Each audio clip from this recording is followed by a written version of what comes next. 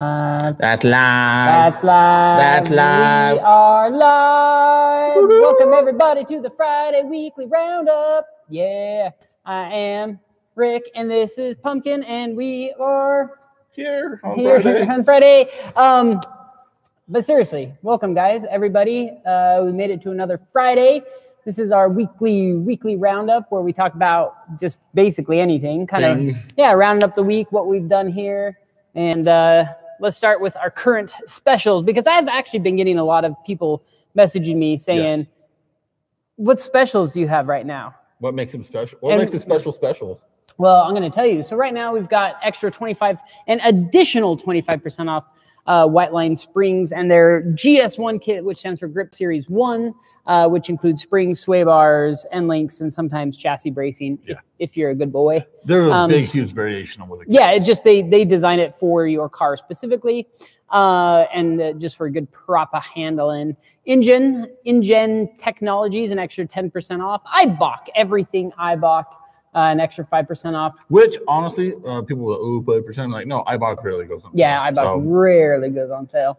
Race Comp Engineering, free $100 gift card with select Race Comp Engineering. Mainly their Bilstein struts and Bilstein style. And we actually extended that, too.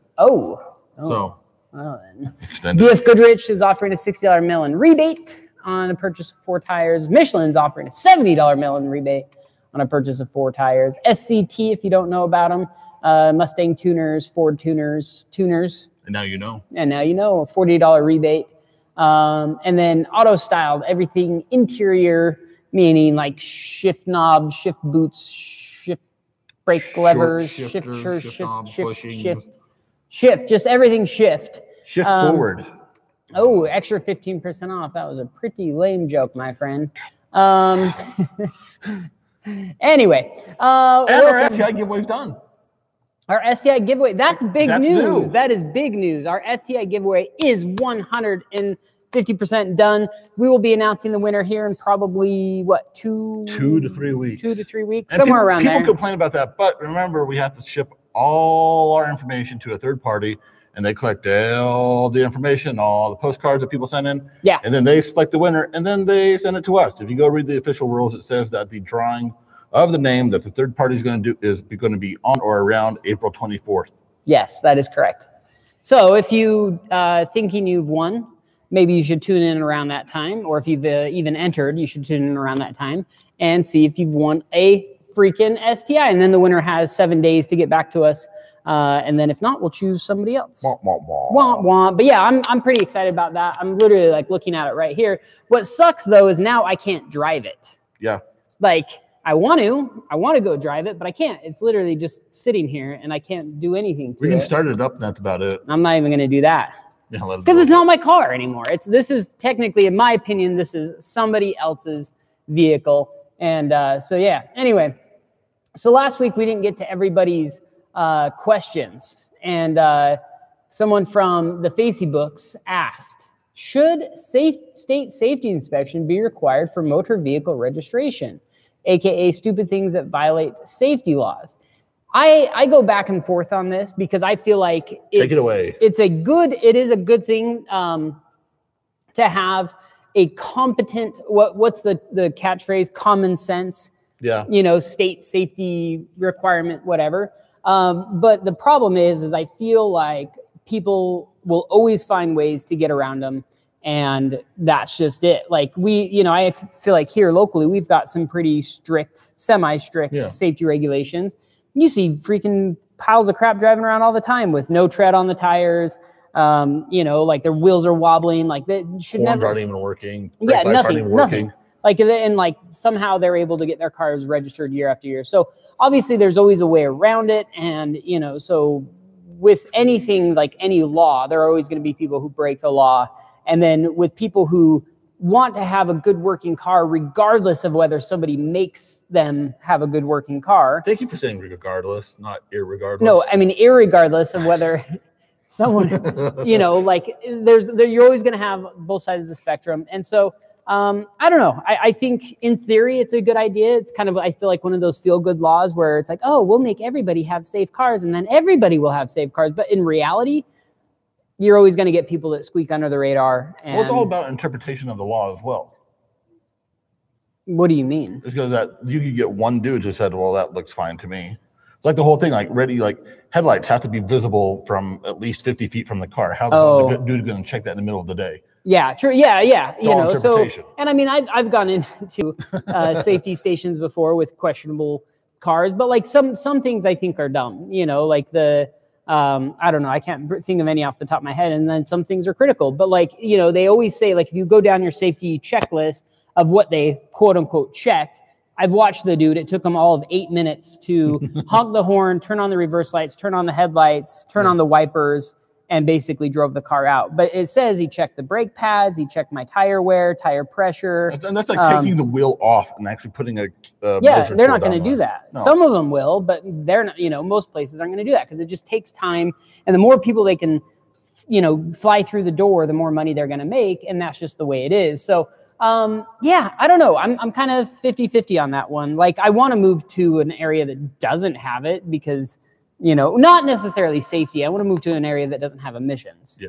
And then that would make me happy because, you know, then you can get away with a little bit more. Not that I want to run catless or anything, but I want to be able to run an aftermarket downpipe that I would actually imagine with a proper tune, you could probably get to run just as clean as an OEM tune and that kind of stuff. So, yeah, Clint's like, let us Utah folks have dark tint. Right, that's another thing. But I have had a vehicle with really dark tint, and I took it off. I bought it used, and I took it off almost immediately. Like, during the day, I'm like, wow, this is so cool. I, like, you know, like, it looks really good, and plus it's nice inside. I try to drive at night, and I'm like, I can't see shit. Yeah. Like, I can't see anything. Like, I'm looking out, like, trying to look in my rearview mirrors, and I just see I think this is where it's at. Two dim little, like, Fisher Bright flashlights with dying batteries behind me. And I'm like, I'm pretty sure that's a car, but I don't have that depth perception anymore. And so I do think I think tint is okay to a degree. If they can make like one-way tint, that would be really cool. So like light can't come in, but you can see out. You're getting way too far advanced. Yeah, but that wouldn't really make any sense because then light have to come in from your mirror into your car. Anyway, I don't know. I don't know how that would work, but yeah, tints. I think tint's really good, and especially because Utah, you know, it can be 110 degrees here. Yeah. You know, and it's nice to have tint, but I don't even know what the legal limit is. Legal limit up front in Utah is 43 for the front window. That's pretty dark. And then kind of does that mean 43% of light can come in. Can come in. Okay, so not that it blocks 43% of light. It allows 43% light. Okay. And then on the back windows, it's as dark as you want. And then on the back dark windows, you can spray paint them black for all you care. Free candy. Yep. Travis has been catless for 7 years. So dumb because it's a visual inspection. Travis, I don't recommend going catless. I've heard recently that Utah Highway Patrol, I assume you're in Utah, Utah Highway Patrol is cracking down on catless downpipes and even aftermarket. They now know what to look for. Even aftermarket catted downpipes, and unfortunately, like Subarus and all of our sport compact cars are being targeted for that reason. And because and I've heard that you can get your car impounded, or they can take away your exhaust or something. I don't know exactly what it is. I just know, like, obviously it started at the inspection level, where I remember back in the day when you could go in and, like, you know, people would be like, oh, you've got a Subaru, I'm just going to run this Subaru and I'll plug in your VIN and it'll pass, you know. But now it's like there's a lot of things that it's kind of like a game of cat and mouse, right? Because at first you could do that. You could run a different vehicle on their emission test and that would pass. Then they got rid of that. Then you could run like an access port, which would force ready, you know, emission monitors, right? So your ECU knows if your car passes or not. And so through these tuners, you could basically force your ECU to say, I'm good, like everything's okay. So then they implemented a thing within their scanners, whatever the emission place scanners have, that I think they shut off those force readies and see if they click back on instantly, or I don't know how they do it, but somehow they're able to tell if you've got those force ready things in place, and they'll flag you for that. And then when you get flagged, you actually have to go to the state and they have to inspect your car. And if you go to the state, it is the equivalent of getting like a full-on rectal examination by a doctor. You know, like they're like, wow, you've got some rare polyp that we've never seen before. And we're going to really need to get in there with all of our microscopes and figure out what's going on. That is the equivalent, like, as opposed to going to the doctor and he's like, you look good. Does it hurt? You're like, no. He's like, all right, you're good to go. That's like a normal emission station. And then the DOT station is they will check every little thing on the car. Well, I saw a picture recently of someone on one of the local Subaru groups when he's taking the class, and like they're at the Department of Public Health and Safety, and like he just showed a huge rack of just like Subaru downpipes and a bunch of so they were compensated. Yeah, they're confiscated. They'll take it off. They'll either be like, okay, we'll take this off and you need to tow your car, or you get a huge ass fine. So then here's where this comes in. I feel like it should be easier for people to run. Like if they want to really clamp down on it, great. However, if somebody out there, say Vibrant, they make really good catalysts, right? Yeah. And I know they're trying to do this, but it's near impossible to jump through the hoops to get carb certified on an aftermarket cat. Yeah. However, they should make it easier for Vibrant. So if Vibrant says we've got a solution, we have 2 carb certified high flow, like 4-inch cats that we can make a downpipe out of. There should be no reason why you shouldn't be able to pass 100%. Because of course if your factory Subaru comes with 2 cats in the downpipe, your aftermarket downpipe has to have 2 cats in it, right? And that's the rule. And so, but then you want to still have that high flow. I guarantee you could run 2 3-inch aftermarket cats that probably run cleaner than your factory cats, still offer the performance you want, but it's nearly impossible for these companies to get carb certification on stuff like that. And I don't know exactly all the details, but I do know that it's incredibly difficult. But the fact that that is so difficult means that you're going to have people that are running catless. Yep. What did you say? Rick is so short. He is someone on asked a bar stool, and I'm on a regular office chair. That sounds like an insult. Travis says, wouldn't that ruin your map if they do that? No, it doesn't. So by them plugging in, they're basically running at what's called a readiness monitors. And they read the ECU, and the ECU says, my cats are working fine, my fuel system's working fine, my evap system's working fine, everything is ready. So if you reset your ECU, let's say you take off your negative battery and put it back on, technically your car is not in a ready state because you need to drive on it. I don't know what it is, 70 miles or so. Like 50, 70 miles, there's tricks that you can speed it up by, like, I'm making this up, but you do 55 miles an hour on the freeway for 8 minutes, and then you decel down to 20 miles an hour and do 20 miles an hour for 3 minutes, and then you accelerate, so there are steps to speed that up, but generally speaking, you drive your car for a day and it should go into its readiness state. But with these tuners and aftermarket downpipe, I don't mean tuner like a tuner, I mean like a little handheld, plug in and tune your car.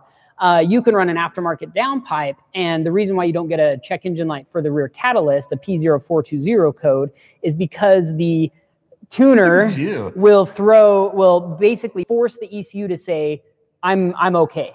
Yeah. Like, it's not technically just shutting off that code, but it's basically saying that it forces it into a state of readiness at all times. It's like you're wearing a t-shirt that says, don't worry, I'm all okay, but like on the inside, you're sad.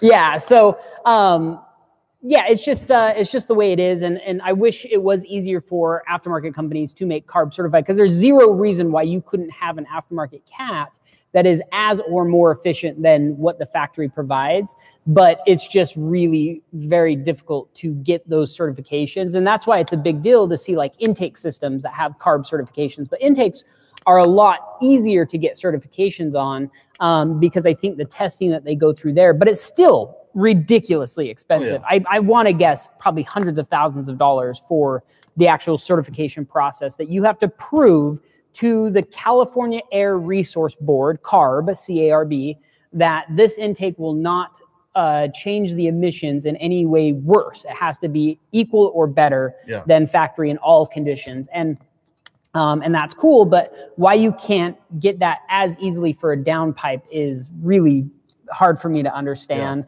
And especially when you have like, Volkswagen with their whole diesel scandal going on, and it's like you have OEMs that are cheating the system, And, you know, and that's, I mean, I guess they got hit with a pretty hefty fine. Oh, it was like $8 billion something. That's nothing, that's, you know, pocket change. But like, you know, so it's like everyone's cheating the system. Just make it easier for people to modify their cars. And, you know, if you can prove to the emission place that your car runs as clean or cleaner than when it did from the factory, why not? But no, like even if you prove to them, look, run the tailpipe test, you'll see that it's cleaner. They can still confiscate your downpipe or impound your entire car. And that to me is pretty silly. So that bothers me a lot. Yes, it really does. That really bothers me. And they're just making it very hard for the aftermarket. And so that's why we have to state on a lot of parts, this is for off-road use only. And by buying this, you understand that you're going to only run it off-road. Yep.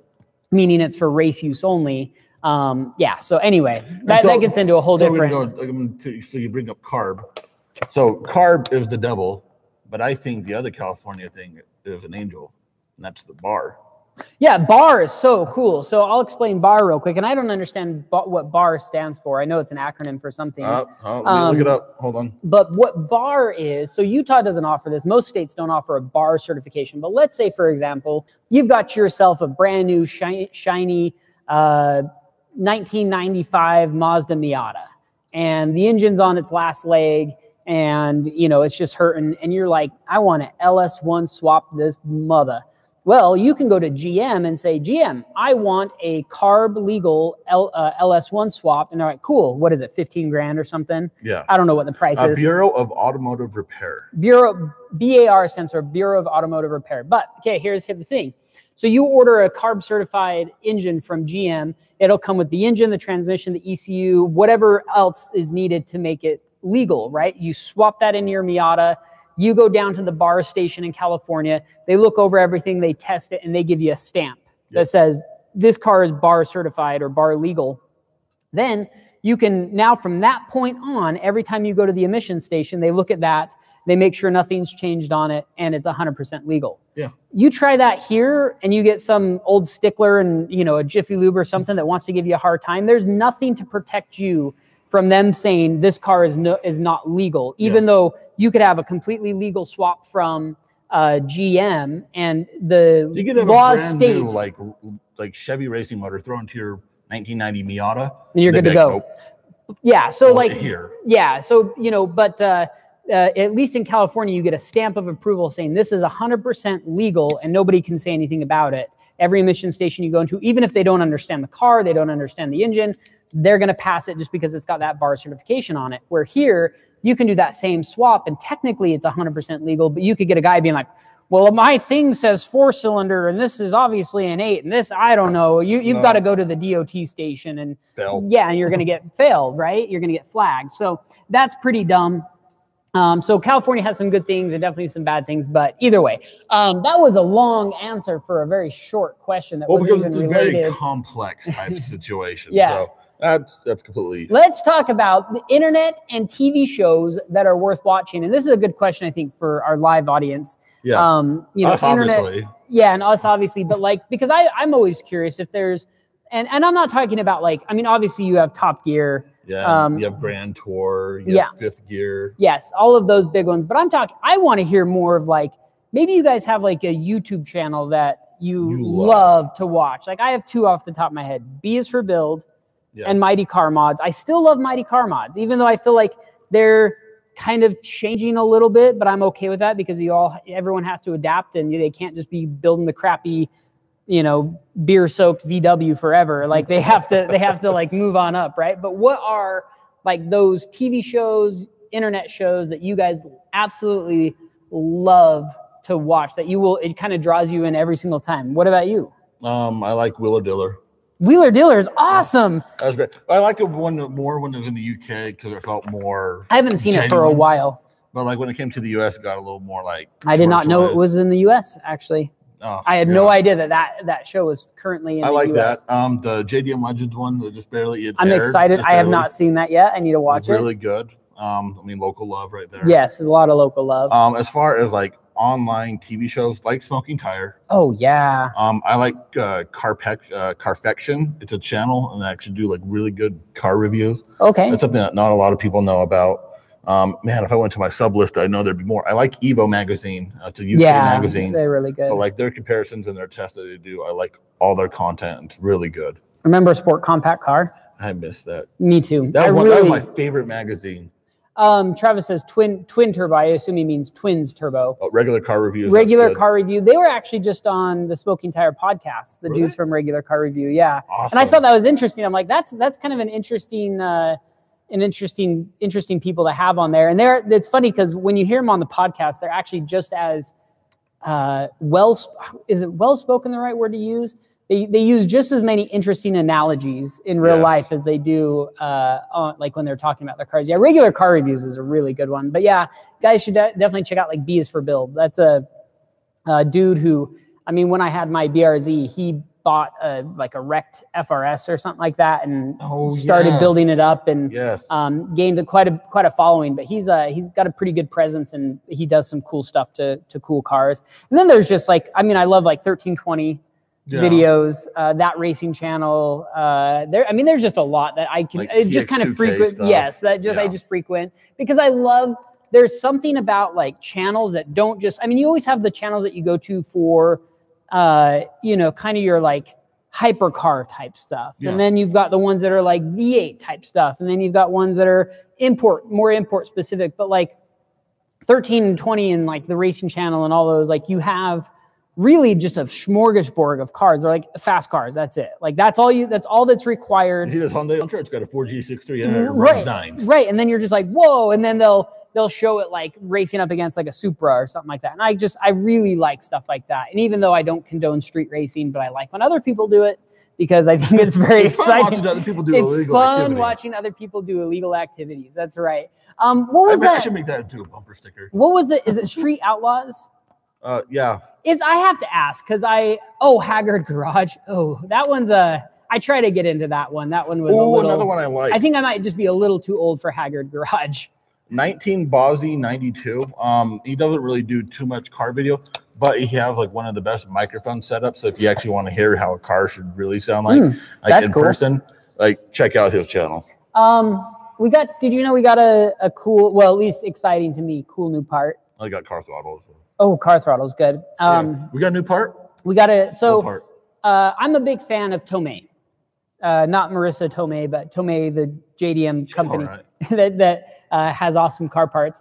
But I've always been a big fan of their turbos. And they've always had like their M7960 turbos, and they've been around. Those turbos are old. And I mean, especially by today's standards, they're incredibly old. You're talking like first gen, and it's like, and I think it's a Mitsubishi housing or Mitsubishi CHRA, journal bearing, nothing special about it, which is fine because sometimes people like a journal bearing turbo because you're not putting, it basically kind of moves the power range a little bit to the right and you're not stressing out the motor as much and you're not getting like quite that peak horsepower. But they just released a new line of turbos and we just got them in. Actually, they released them about 2 weeks ago, I think, but we just got them in and I had a chance. We got a bunch of them in.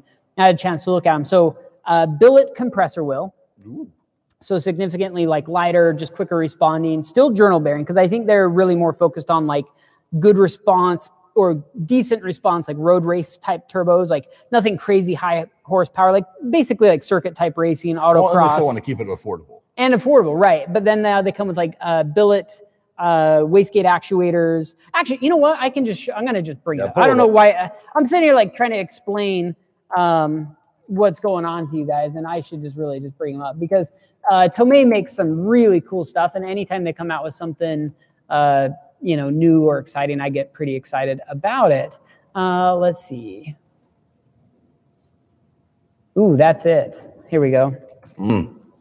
So yeah, just and then you can rebuild the wastegate actuator. Comes with a bunch of different springs. Actually, that's not even it. Holy crap, I suck. I'm so sorry. Anyway, I'm sorry. I should have had this pulled up before. Tomei, Japan. But yeah, it's just exciting. I think they, anytime they come out with something new, I'm always like, ooh, this could be really cool. And I'm excited to like have, like, hopefully somebody locally here wants to try one, and we can do that. Is this it? Please be it. It probably isn't. No, that's it. That is it. That's their new shiny turbo. But yeah, so not a huge, not massive changes, but enough to warrant, you know, like if you've got an old like 7960, it's probably starting to show its age. And this one would definitely give you, you know, a little bit more power, a little bit more efficiency. Just some good JDM love from Tomei. Well, it's always nice to actually see like that technology coming from Japan, because I know how much you love JDM like materials and like the uniqueness and like the culture of like how JDM is, to where it's like it's a straight up Tomei build. Yeah. But now there's an extra piece to the Tomei build, so it'd be interesting to see if Greddy steps up or if HKS will step up.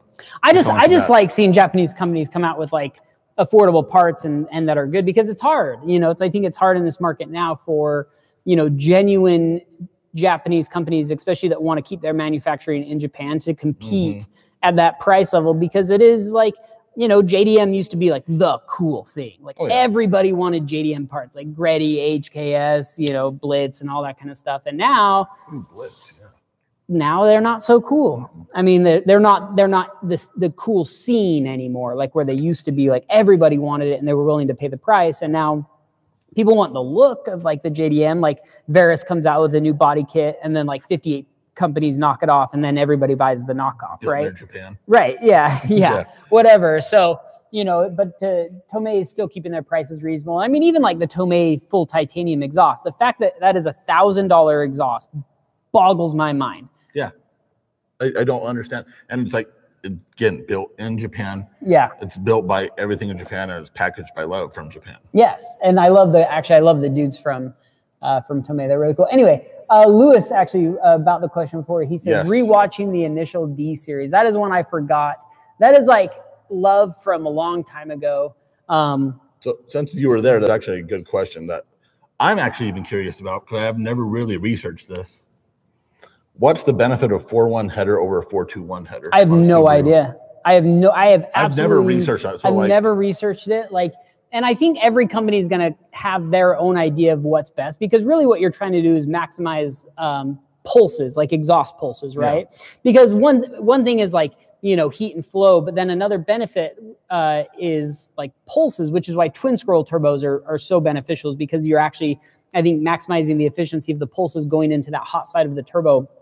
And maybe I wish like Marty was here from Turbo Smart, and he could build everything. Yeah, he'd fully be able to explain it. But basically, I think it's just trying to make the exhaust manifolds more efficient and how they spool up the turbo, and that's basically about it. Yeah. Like there's not much more to it, and you'll see everybody kind of has a slightly different design.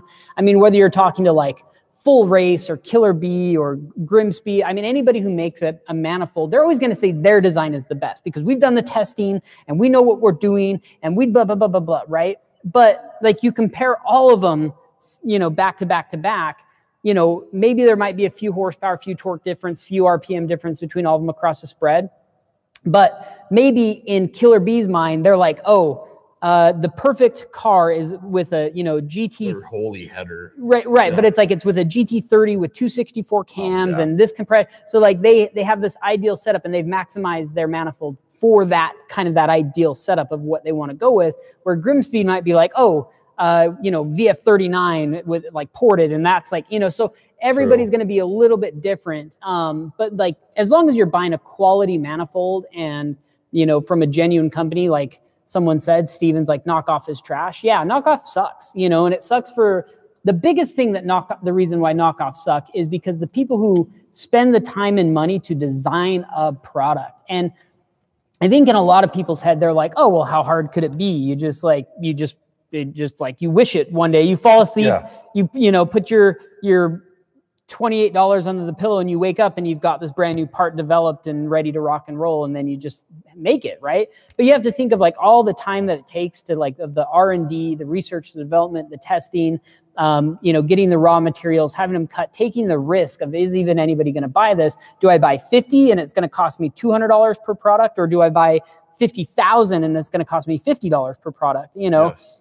And then throwing it out there into the world, letting people, you know, buy it, review it, crap all over it or love it, whatever. And then somebody comes like, seems like 2 weeks later, and it's on eBay for, you know, half the price, because they can take that, send it off to a manufacturer in overseas, and they just do like a basically exact copy, but using inferior materials, and they can pump out 1 billion of them for literally half the cost of for a nickel. Yeah, for the price of this dude to build it all in-house in the United States. Well, it's like for me, like when I see parts on eBay, I'm going to say it, is that when you see that and you're all, how does that cost that little and it's free shipping?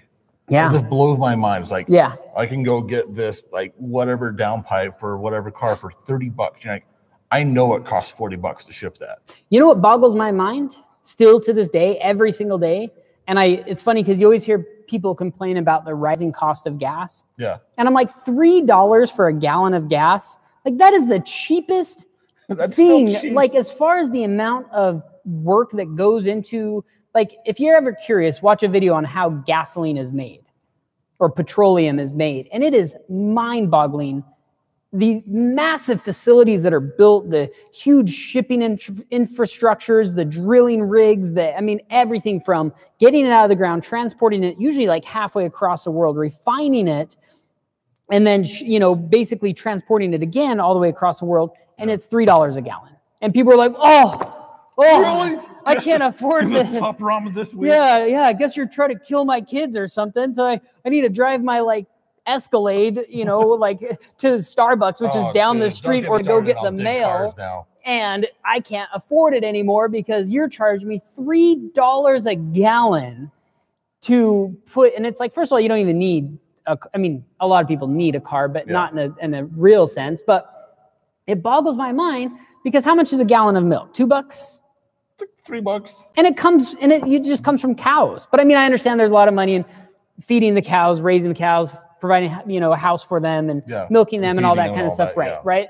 But like, that's even pretty cheap to me. But then I think about the process of gasoline and the dangers involved in refining gasoline, the dangers in pumping those dead dinosaurs underground. Yeah, it's pretty insane, you know, like, and then it just comes to you and all you do is put in your card, put your nozzle in the car, fill it up, and you've got, what, 15 gallons in 3 minutes of like high density energy producing liquid that, you know, is highly refined, incredibly refined. And then you just burn it, like, and you just, you know, and then you get in trouble with the smog place because you run an intake or something. Well, because like, here's the thing that's crazy to think about, even on top of that, was like the infrastructure and everything that was built, and then now the push towards electric vehicles, how long it's going to take for electrical vehicles to catch up to even close to the infrastructure of what petrol vehicles have. And if they really wanted to, and they made a big push for it, I think electric vehicles could not take over gasoline cars, but I think it could, like, the switch would almost be immediate as far as now everybody buys electric cars. That's just the new norm. Like, it's very rare for somebody to go buy a gasoline powered car other than buying used or something like that. Like, if there was actually infrastructure built, like if the government got together, and this is actually a good idea in my personal, I've always thought about this is the new cash for clunkers. No, that was a horrible idea. Horrible. But like, you know how governments, I'm a big fan of governments in the sense that when massive projects need to come underway, an interstate, you know, I-15 that runs, who even knows how long, you know, it wasn't like from Canada to Mexico. It wasn't like the government's like, well, maybe if Shell wants to build an interstate, we'll let them. No, it's like, no, they see this need. Okay, we need this thing put into place, and we're going to build it. And your tax dollars are going to pay for it. Is everybody cool with that? You can vote on it. What? Yes or no? It provides jobs to a bunch of people. You know, it provides all this stuff. And then businesses along that place start getting more people because now all of a sudden people can travel more freely back and forth and blah, blah, blah. Okay, okay. So my theory is that if the government said, we're going to actually make a big push for EV, and we're going to make an infrastructure for that, and like an intra would be in the state.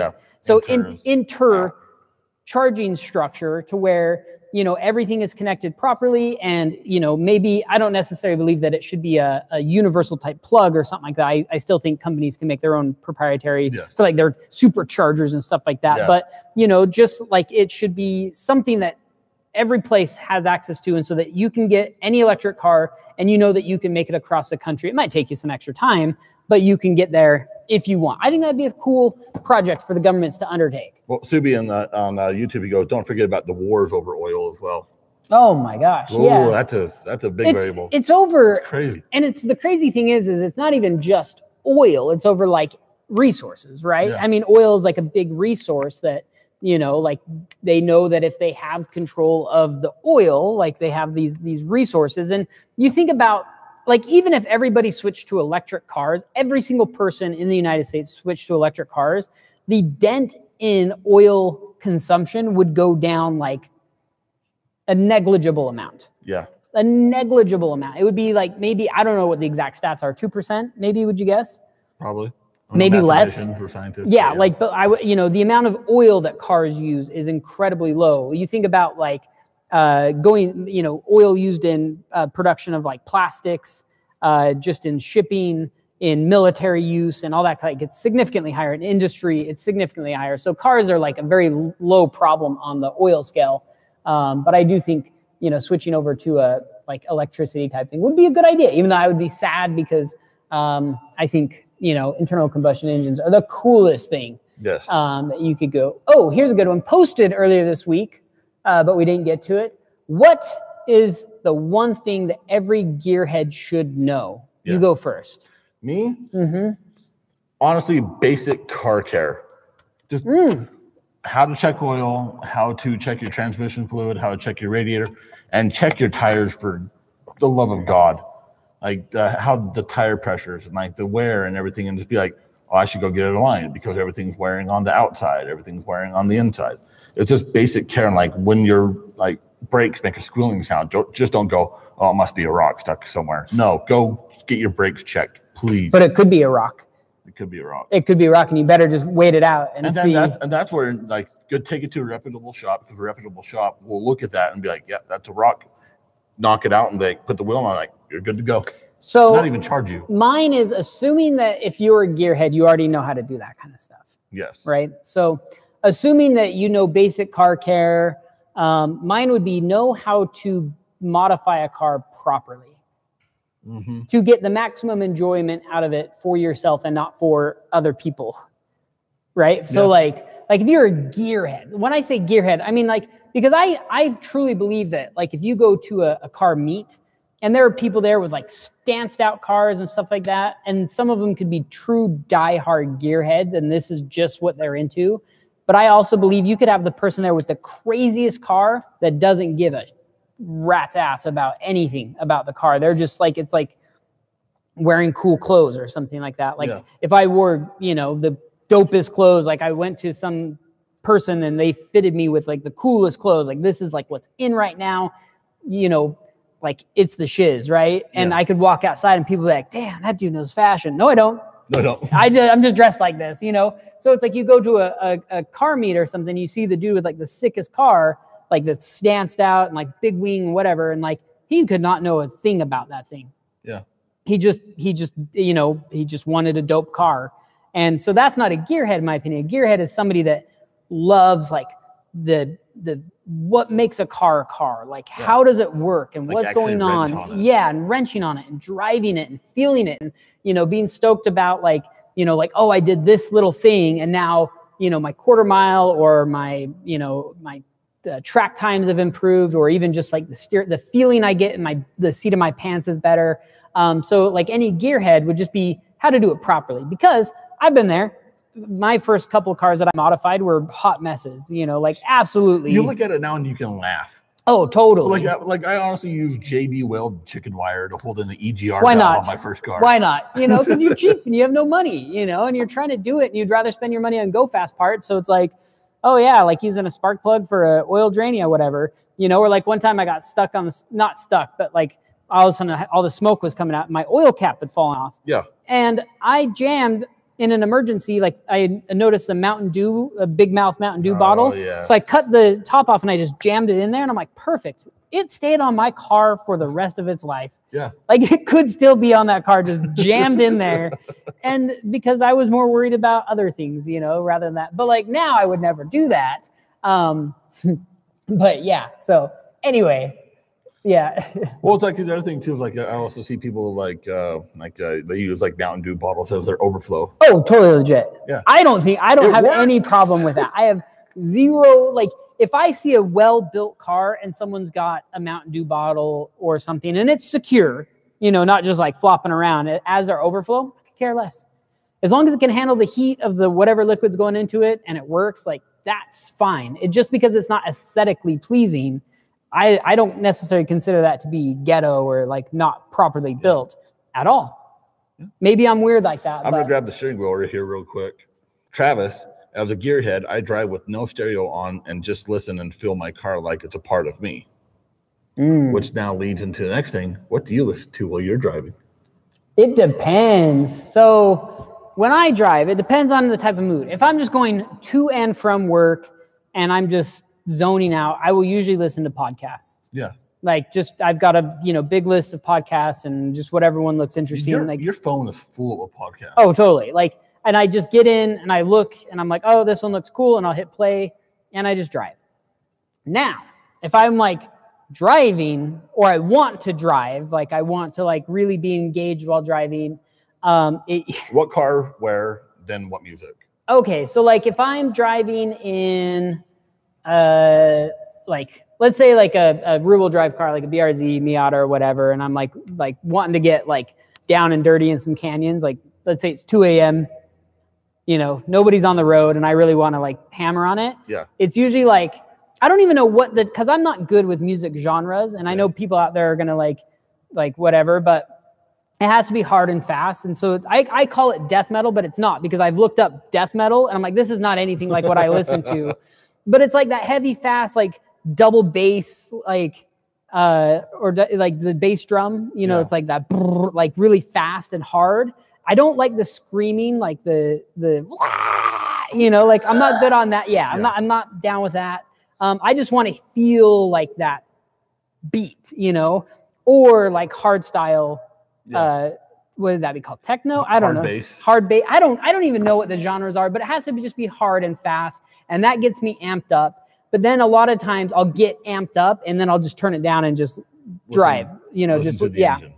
But if I'm like, my playlists are just so weird because then sometimes if I'm driving up the canyon in that exact same car, but it's daytime, I'm like listening to like Enya style music. And I'm like, everything is so beautiful. And like, you know, I'm like, it's just peaceful. And I've got just cruising. Yeah, just cruising. And I got the windows down and it's just like the wind's kind of flowing in and I'm just enjoying it. And I'm like, you know, really just like enjoy and still enjoying my car and like, you know, feeling the road. And sometimes I'll even like clip corners and take the racing line.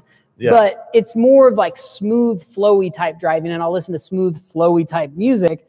But if I just want to get like, if I just want to hammer down and like focus, like hyper focus on the road and it's like, yeah, it has to be hard and fast. Hard and fast. Hard and yeah. Hard and fast. It sounds dumb. Like, like if you take that out of context, it sounds really dumb. Yeah, but like, you know what I'm saying. Well, like for me, it's also essentially the same. Like I drive to work, I listen to a radio show. I drive home, I listen to a radio show.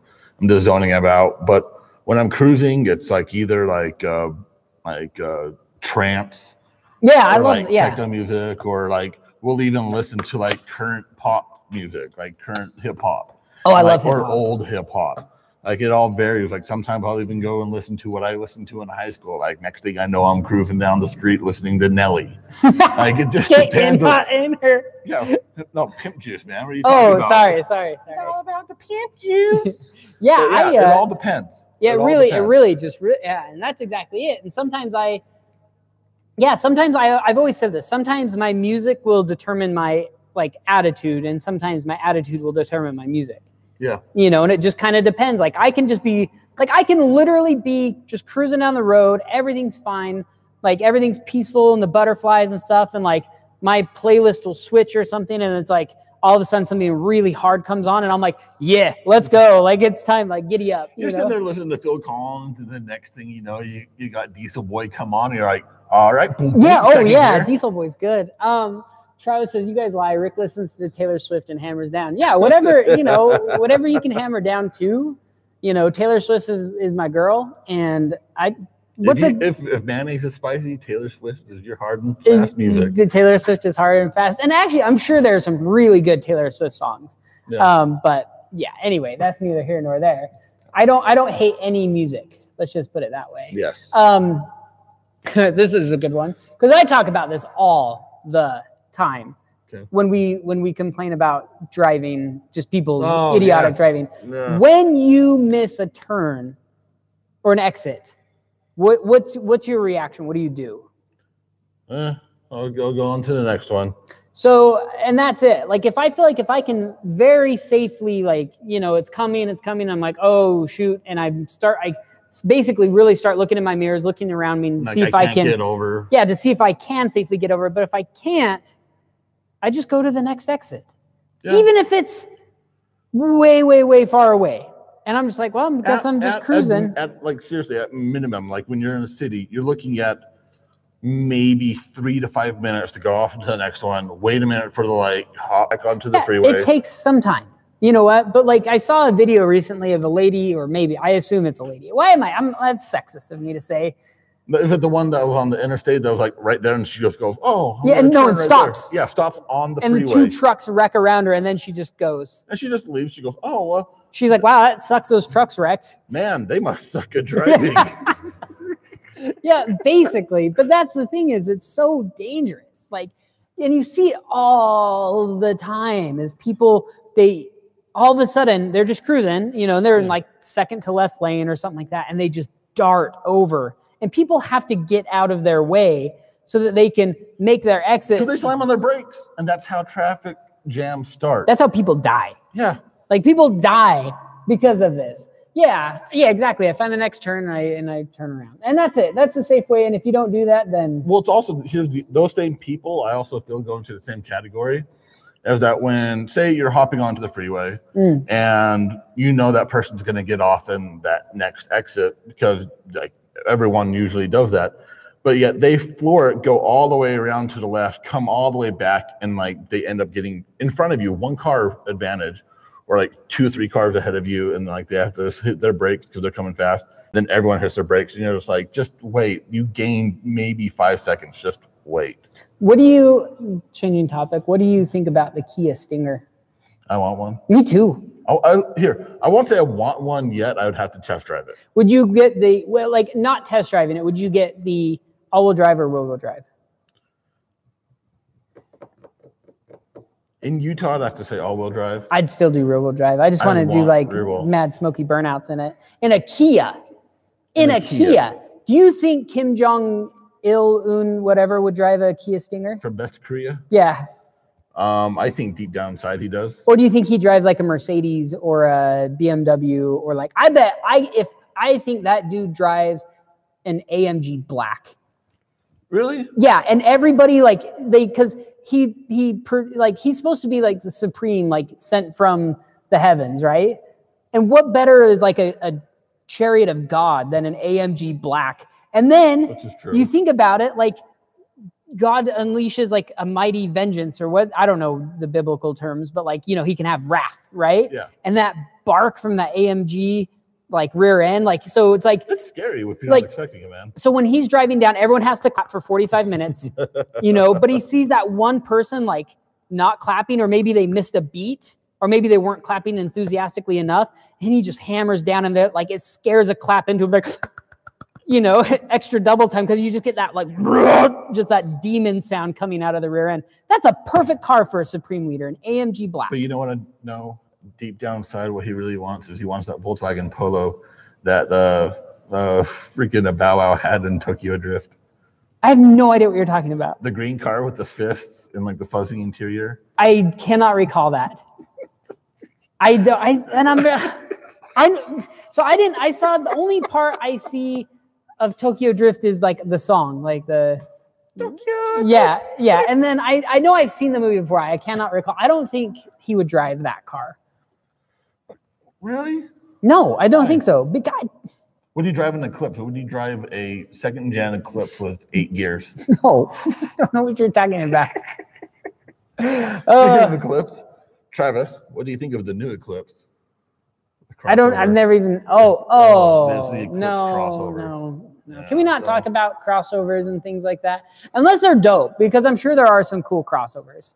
Then there you go, the Forester. That's a crossover. It is kind of, isn't it? But like Forester is the crossover. Like that, the Forester started. Forester was a crossover before crossovers were even cool. This is why Subaru is the best car company in the world. I got to pull out my Wayfarers, my square glasses. Why? Because it's time to talk about the hipster Subarus. It is time to talk about it. No, Subaru is not hipster. Subaru is hip.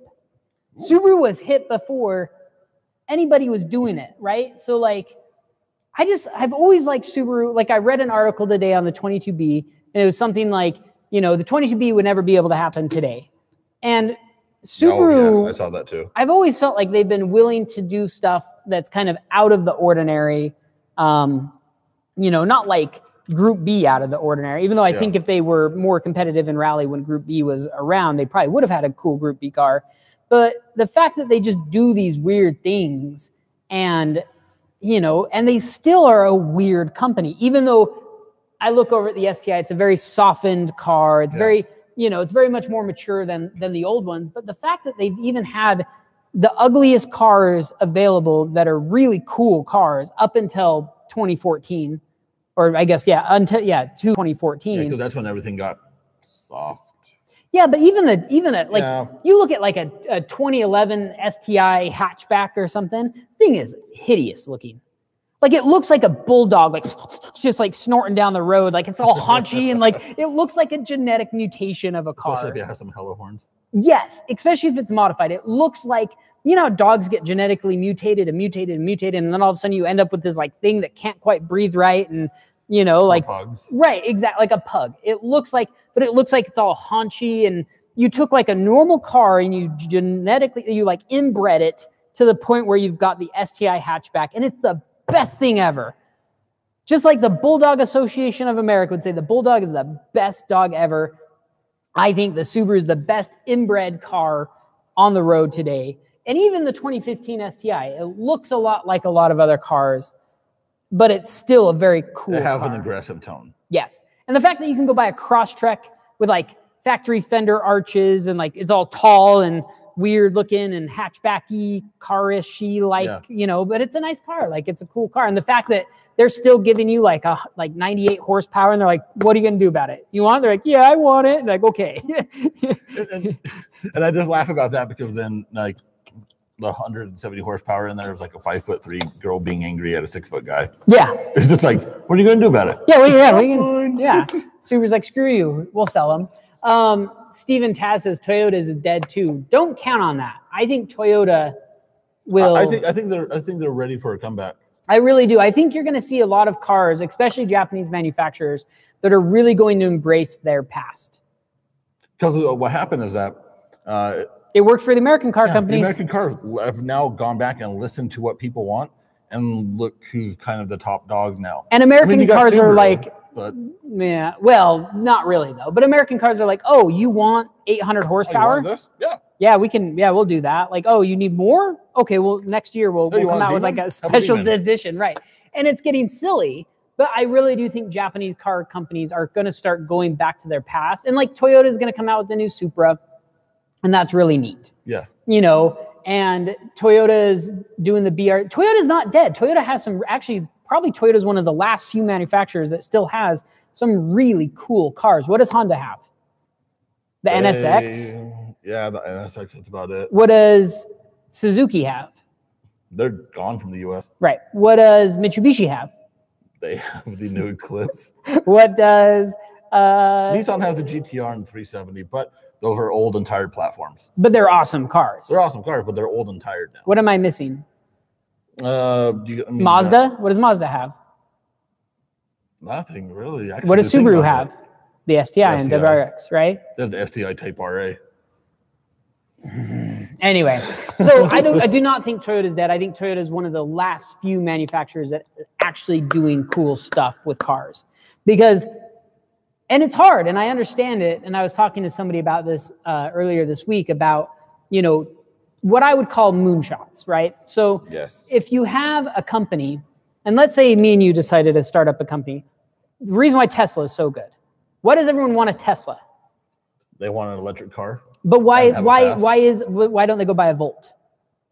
Because Tesla's way different, right? Yeah. So you have this company that got started from the ground up of like, we're just going to do something very different. And we're going to make something really cool. And everyone's like, that's the dopest thing ever. But But I guarantee you, if an engineer at GM or Ford or wherever went into their higher ups, or even the higher ups went to their board and said, we want to build this all electric car that's kind of crazy and does really cool things and has autopilot and all this weird, you know. It's got this big screen right here that controls everything. They're like, what are the chances of that making it? And they're like, 20%? Like, no, it needs to be 90% or above. It needs to be, for the shareholders to be happy, you have to have like a 90%. Throw right there. That's a good title. Shareholders. For the shareholders to be happy, you have to make like 90% type success rate, right? Yeah. And so you have to play it safe. Everyone has to play it safe.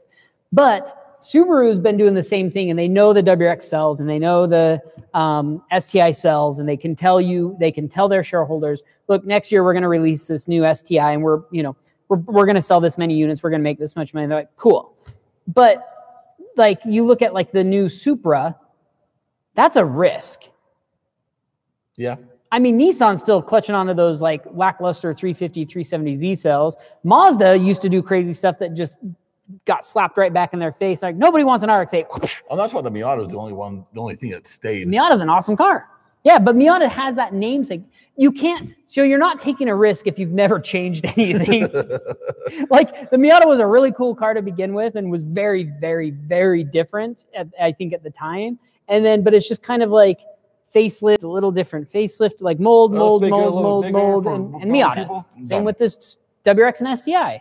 But then you got like the BRZ, the FRS. All of a sudden, this new thing comes along that's very different. Like, who else was making an NA, small, sporty, lightweight, rear-wheel drive, fun to drive, you know, not super expensive car with a 6-speed in it? You know, not very many companies were making it. And so it's just very different. But anyway, yes, I don't even know where I started with and where I got to. But that is it. We actually have to end this thing. Holy crap, I didn't even realize what time it was. All right. Justin H., do you think the next gen WRX will actually be hybrid? Yes or no? I don't know. I have no idea. Maybe, hopefully, not the WRX, but the STI. I do think Subaru is going to go to a hybrid, but I think they're going to find a way to actually make it really cool. I think you're going to have a very sporty hybrid, and I think it's about time for a other than like Porsche and Ferrari to be making these half electric, half gasoline thingies. If Subaru can be one of the first to bring out like a rally inspired with a super drive Turismo, whatever. Yes. I don't know what they're going to call it. But that would actually be really cool. And I would probably really want one to be, especially if it had like a all electric drive mode, and it like used that'd be cool if they could find a way to make an efficient Subaru to power a generator to either like have it all electric or have, maybe the front wheels are driven by electric motors or the rear wheels are driven by, whatever. However they. That could go into with them getting rid of the manuals. I read an article that they're not getting rid of the manuals. It'll probably be like special edition. I don't know. I don't know either. But yeah, I have no idea. Anyway, we're going to wrap this thing up because we're already over time. Our current specials for anyone wanting to know: White Line is an extra 25% off. InGen Technologies, extra 10% off. iBlock, extra 5% off. Race Comp Engineering, you get a free $100 gift card with select items, aka struts and coilovers. BF Goodrich, if you want some sticky tires, $60 mail-in rebate. Michelin, if you want some awesome tires, $70 mail-in rebate. SCT programmers for your Fords, $40. And Auto Style is 15% off for all your interior shifting pleasures. And upgrade your interior to luxury. Is that how it works? I don't know. I think anyway, it is. We really appreciate all you guys watching. You out there on YouTube, you out there on the Facebooks or wherever we are. Anyway, we'll see you guys next week. I hope everybody has a wonderful weekend. I hope you guys have good weather and you can go drive your car. Love your car. Give your car some love. Take it the red line just once for us. The old Italian tune-up. It really actually is good for your car. I promise you. At least once a week. Once a week. Once it's already all warmed up, you've been driving for a while, take it to Redline. Your car will like you for it. Basically, it gets rid of a bunch of carbon buildup in there. You generate more heat, and that just starts breaking off little shitty deposits that you don't want inside your engine anyway. And it's not only is it fun, but it's good for your car. Anyway, we'll see you guys next week. Goodbye. Bye. And this time we'll actually end the video. Yeah, we'll actually end Facebook this time.